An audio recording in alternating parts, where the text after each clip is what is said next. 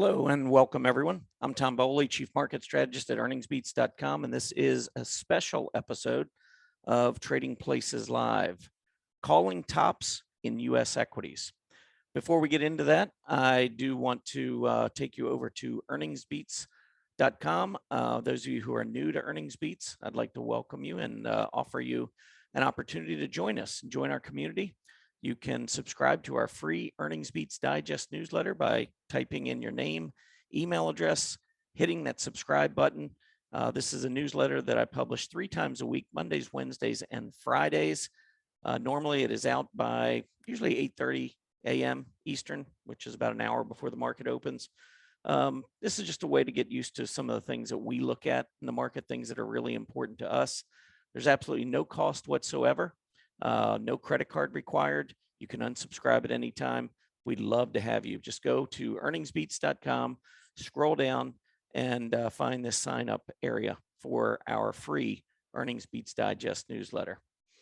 All right. I want to go through this special episode, and I'll walk you through just a few of the areas that I'm going to be talking about. I rarely try to call a top in the stock market, especially a long-term top. But I want to go through with you some of the things that I would be looking at. So I'm going to walk you through the big picture, then market tops, show you how some market tops have formed, go through short-term warnings, and then review the sustainability of potential move to the upside. So anytime we have a difficulty with the sustainability, that could lead to a market top. And so we want to just be aware of any of the issues with sustainability. Let's go ahead and start off with the big picture. And here on your chart, I don't know if I could get any bigger. This is a 100-year monthly chart of the S&P 500. And the biggest thing I think to take away from this, I mean, we could spend an entire episode just on this one chart, but it's just important to understand that there's long-term cycles that the market goes through where we see money rotating into U.S. equities, and we see periods where money is rotating out of U.S. equities. And so you can look back into the 1930s and 1940s. That was a secular bear market where U.S. equities really struggled for an extended period of time. But once we broke out of that trading range in the early 1950s, you can see we had 20 years of a secular bull market.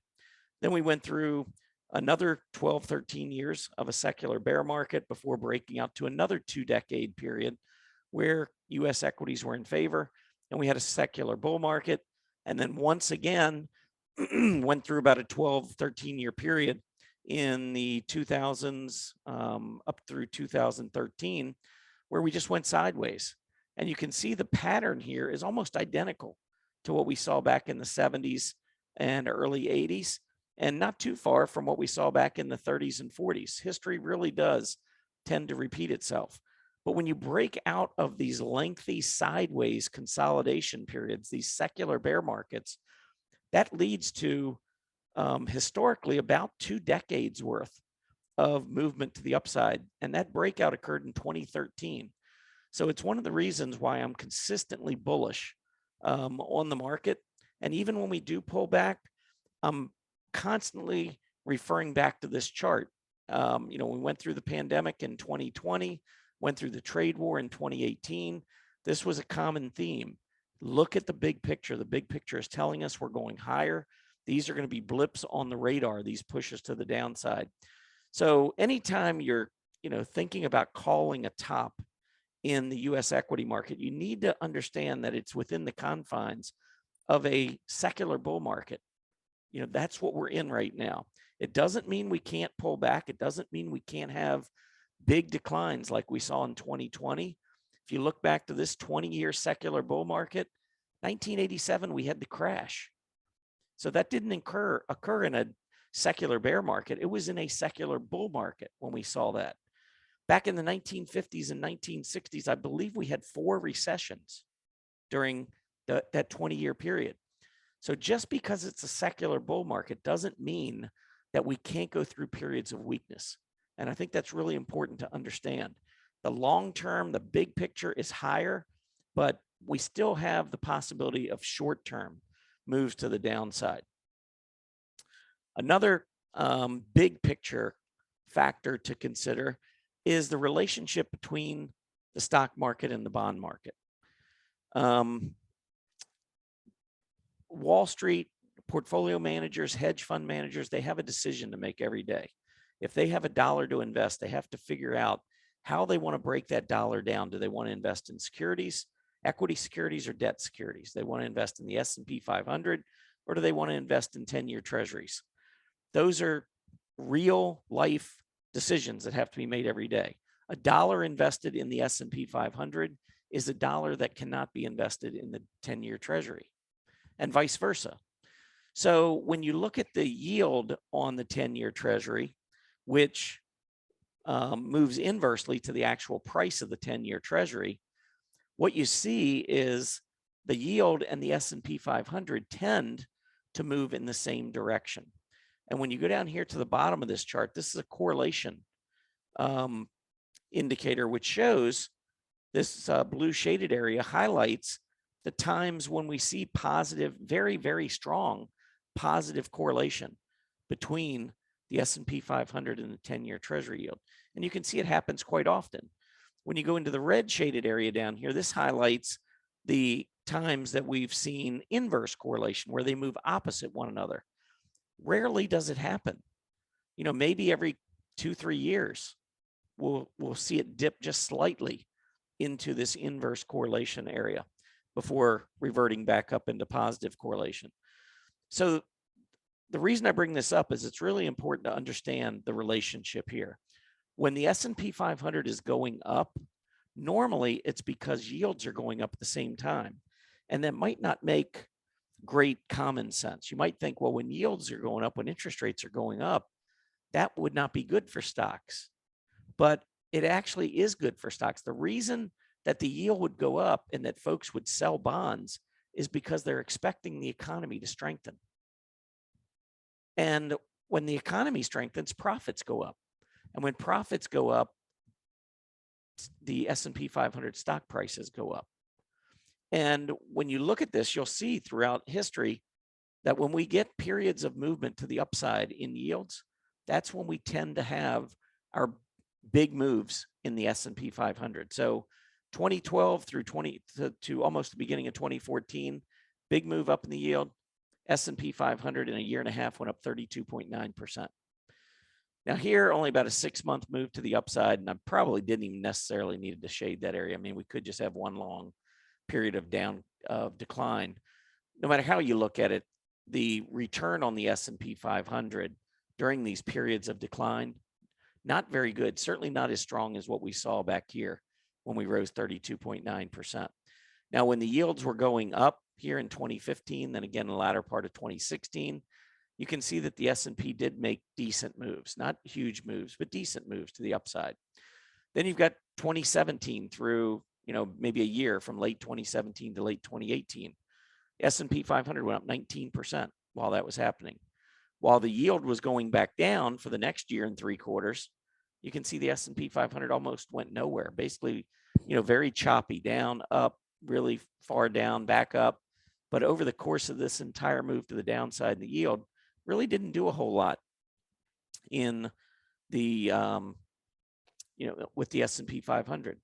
And then, and I didn't finish this, but I think we're still probably in an uptrend here in the 10-year treasury yield. And this has continued moving up. So I could go in and annotate this. Let's just annotate this and update it. So if I just stretch this over, I mean, now you can argue whether or not we're in an uptrend right now with the yield because we went down. I think we went up, pulled back a little bit, and then we've started moving back up, a little pullback, but I think yields probably will continue to go higher. So I'm banking on the fact that we're still in a rising interest rate environment, even though we've been going sideways for a bit. But this move to the upside right now, since the middle part of 2020, we've been up almost 45% while yields have been overall rising. So you can see that the tendency is for the S&P 500 to go up when the yields are also rising. So pay attention to the yields. It's really important to understand. And there will be a point when the yields do get to a level where it's not good for equities, but I think we got a long way to go. I wouldn't be even thinking about that until at least 4 or 5% on the 10-year Treasury yield. 4 or 5% still a very low rate. You have to think about alternatives. So if you're thinking about, well, do I want to go in the S&P 500? Well, one of your alternatives is to buy the 10-year Treasuries, which yield right now 1.4 or 5%. That's always an evaluation that you're looking at. So profits are growing on the S&P 500 companies in a low interest rate environment. The economy is strengthening. That's where I want to invest. I don't want to invest for 1.4, 1.5%. And that's what's helping to drive the stock market higher. All right, moving on. Now let's talk a little bit about market tops. So this chart is a chart of the XLY versus the XLP, consumer discretionary versus consumer staples. Now, when you're looking at this chart, and I'll pull this up a little bit higher so you can see XLY versus XLP. Then we've got the S&P 500 on this middle panel. And then down at the bottom, here's the correlation, which tells us whether these two are positively correlated or whether they're negatively or inversely correlated. And I think you're going to see, first of all, if you just look at the two charts, I think you can kind of see that they go together hand in hand, right? I mean, here's the XLY, XLP going up. Here's the S&P 500 going up. And so all the correlation doing is telling us what we really can just see by eyeballing the chart. So the XLY, XLP, this ratio, I think is probably the most closely correlated intermarket relationship that I can find when we compare it to the S&P 500. So in other words, if this is going up, that tends to be extremely bullish for the S&P 500. If consumer discretionary stocks, which are aggressive, are going up faster than consumer staple stocks, that tends to be a great sign for the S&P 500. And the beauty of this is it makes sense because the XLY and XLP, these are consumer names. And consumer spending is thought to be roughly about 2/3 of our GDP. Well, if our GDP is made up of 2/3 of consumer spending, then where that money is being spent is, should be pretty important, because consumer discretionary stocks sell us the things that we want. Consumer staple stocks sell us the things that we need. Big difference. If you feel good about the economy, you feel good about your job, you feel good about your 401k, you feel good about things in general, you'll spend money on the things you want. If you're worried about keeping your job, or you're worried because your 401k has been going down and so forth, you're probably going to be less likely to spend money on the things you want. And instead, you'll just focus on those things that you need. And when you think about the things you need, I'm talking about toothpaste and soap. And, hopefully you don't make decisions on how much toothpaste or soap you're going to buy based on how the economy is doing. But you might decide whether or not you want that new car. You might decide whether or not you're going to move into a nicer home. You might decide whether or not you want to go out to eat, versus eating inside. You might decide whether or not you want that latte at Starbucks. Those are the things that represent the XLY. Anyhow, if you look at this chart, I think it's pretty self-evident that when consumer discretionary names are outperforming, the S&P 500 tends to do very well. Another chart similar to this is the transports versus utilities. And the flip side, by the way, is when they're going down, that's when the market tends to struggle and when you can see market tops. So here on this chart, the top part is transports versus utilities.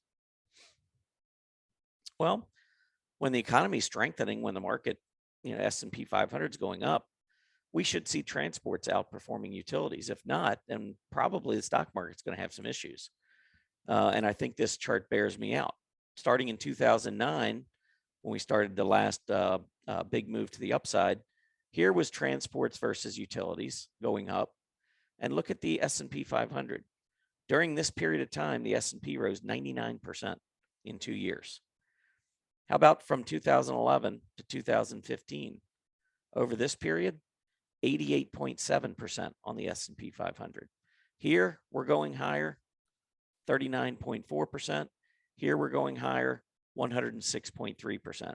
Now, if you look back to the times when we were not doing well, here we're going down in the S&P. Here we're going down on this ratio, down on the S&P. Here we're going down sideways.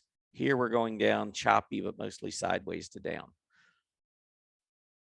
I mean, I'm not making this stuff up. This is the charts. The charts are telling us what we need to know. So currently, or at least, as we go, toward the end of 2021, you can see the S&P 500 has been rallying, but so too has transportation stocks versus utilities. And down here at the bottom, again, this is a correlation. Shows you that these two are very, very positively correlated. It matters. Transports versus utilities, the direction that ratio is going matters. When it's going down, don't expect a lot out of the S&P 500. When it's going up, that's when we should see very, very nice moves on the S&P 500. All right, one last chart I'll show you, also in this same vein, is the copper versus gold chart. And, I don't like using charts. And, I don't want to just say, hey, this line's going up and this line's going up, so therefore that means good things. That doesn't tell anyone anything. I think it's more important to understand why these charts make sense from a common sense standpoint. XLY versus XLP, consumer, selling consumer things, consumer products that we want versus we need. That relationship to me is kind of important. If consumers are willing to pay for things that they want, that's telling you the economy is pretty strong. And that coincides with a strong S&P 500. When we looked at transports and utilities, well, when transports are going up, I mean, why would transports go up? Just think about that for 1 minute. What could possibly drive transports higher? I'm thinking the shipment of goods. As we ship more goods and the economy strengthens, that's what's going to drive transports higher. So the fact that you have that choice, whether to go into transports or the Dow utilities, when the economy strengthens, you want to go into the transports. You want to avoid utilities on a relative basis. Now we look at this third chart. Here's copper versus gold. Copper is, the one commodity. I mean, if we think gold, silver, and copper, copper is the one that is used in many industrial areas. Many contractors building homes and so forth are going to use copper. You don't normally build a home with gold. Gold is a hedge against inflation, maybe against some of the volatility we see from time to time in the stock market. That's what gold is used for. It's another currency. So when copper is going up relative to gold, it's telling us a couple of things. Number one, volatility is not an issue, which is good for the stock market. And number two, if copper prices are going up, it's telling us global demand is there. Global demand is outstripping supply. That tells us global economic activity is picking up.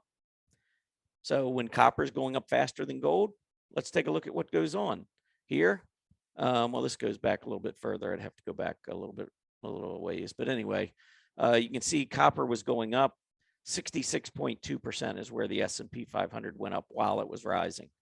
Then when copper was going down versus gold, basically the S&P was flat. It maybe went up a little bit, but was mostly flat.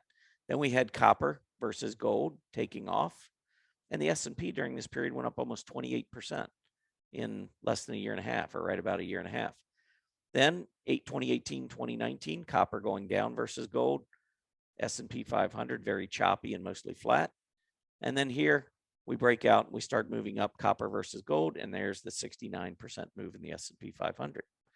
So that's giving us another clue as to, whether or not the market is getting toppy or not. If we start to see copper versus gold roll over and start setting a new 1-year low, that's going to be a little bit damaging, as far as whether or not we believe we're still in that bull market, or whether or not maybe we need a correction.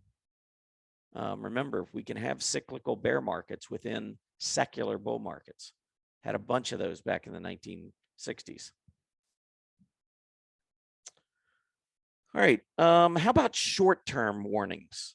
So, we can talk about long-term, but what are some short-term warnings? And there are two that really I like to pay attention to because I just think they happen to work pretty well.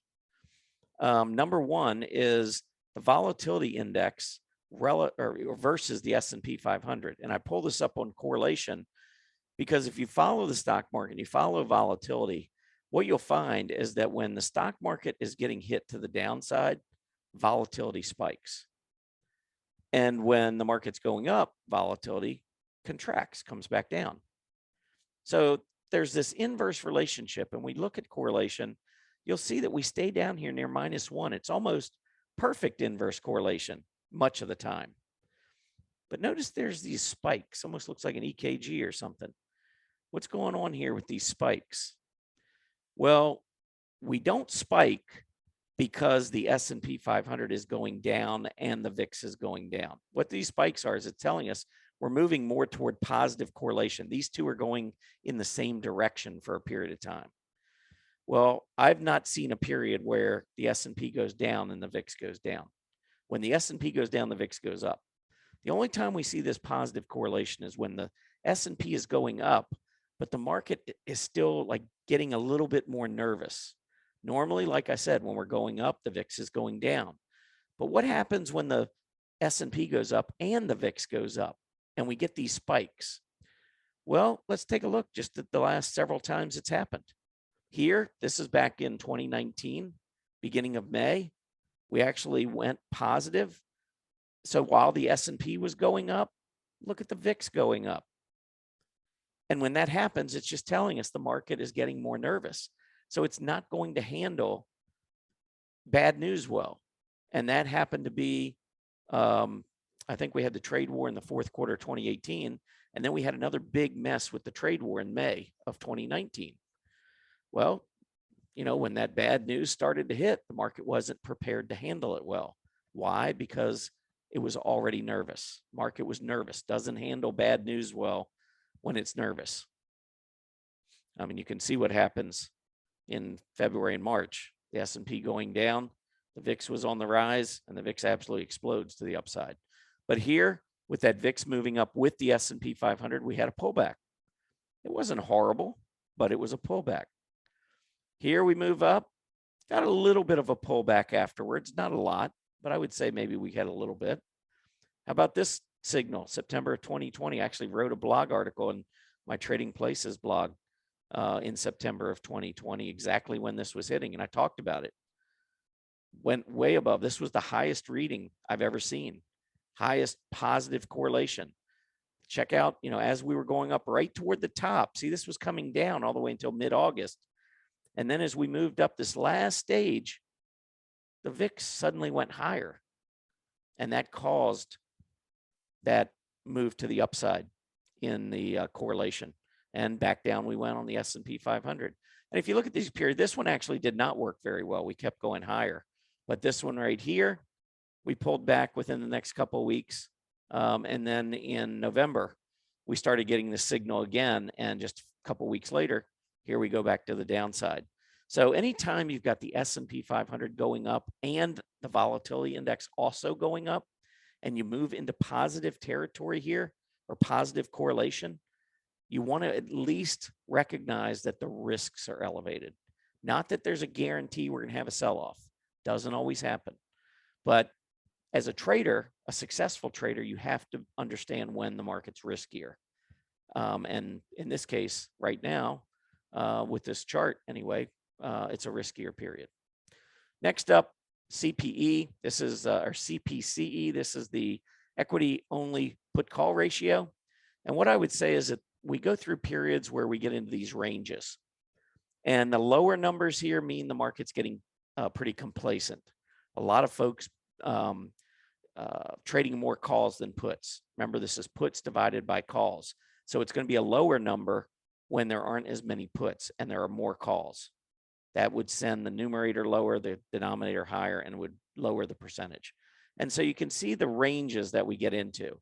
And for about the last year and a half, we've been in this range where, what I would call maybe short-term panic sets in when we get the 5-day moving average of the put call ratio up near 0.6. And when that happens, here, even here, I mean, if you look at it, it's pretty close to some major bottoms. This one right here, maybe we went a little bit lower and hit the bottom, but then we went back up to this 0.6 level, right at the bottom, right here, 0.6, which was right at the bottom. Here we had a couple of 0.55s here. This one right here was right at the bottom. So as you get closer to this 55, 60 level, I think we're getting closer to bottoms in the market. And then as you move down and get down below 0.4, I think you can start talking about possible short-term tops in the market. They kind of coincide here. You can see that with that right here with this top.